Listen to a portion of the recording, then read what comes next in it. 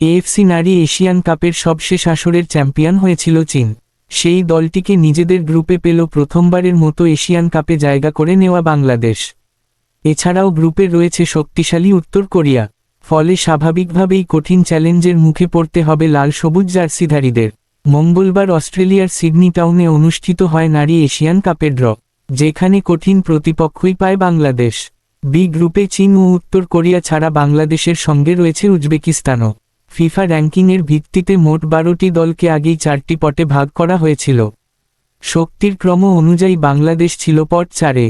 পট 1-এ থাকা স্বাগতিক অস্ট্রেলিয়া ও এশিয়ার শীর্ষ র্যাঙ্কিংধারী জাপানকে এড়িয়ে উত্তর কোরিয়াকে পায় বাংলাদেশ। তবে পট 2-এর সেরা দল চীনকেই পায় তারা। বিশ্বকাপ ও অলিম্পিকে যাওয়ার আশা বাঁচিয়ে রাখতে পট 3-এর দলই মূল ভরসা। সেখানে উজবেকিস্তানকে পায় বাংলাদেশ।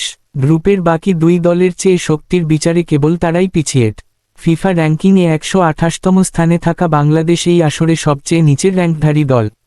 এই এশিয়ান কাপই হবে 2027 সালের ব্রাজিল বিশ্বকাপে এশিয়ার চূড়ান্ত বাছাই পর্ব। সেমিফাইনালে পৌঁছানো 4 দল সরাসরি বিশ্বকাপে যাবে। কোয়ার্টার ফাইনালে হেরে যাওয়া 4 দলকে নিয়ে আরও একটি প্লে অফ হবে, যেখান থেকে 2টি দল বিশ্বকাপের বাকি 2টি টিকিট পাবে। ধন্যবাদ ভিডিওটা শেষ পর্যন্ত দেখার জন্য। লাইক, কমেন্ট আর শেয়ার করতে ভুলবেন না। সাবস্ক্রাইব করে আমাদের সাথে থাকুন। কেমন লাগলো জানাবেন নিচে। আগামী ভিডিওতে আবার দেখা হবে ইনশাআল্লাহ।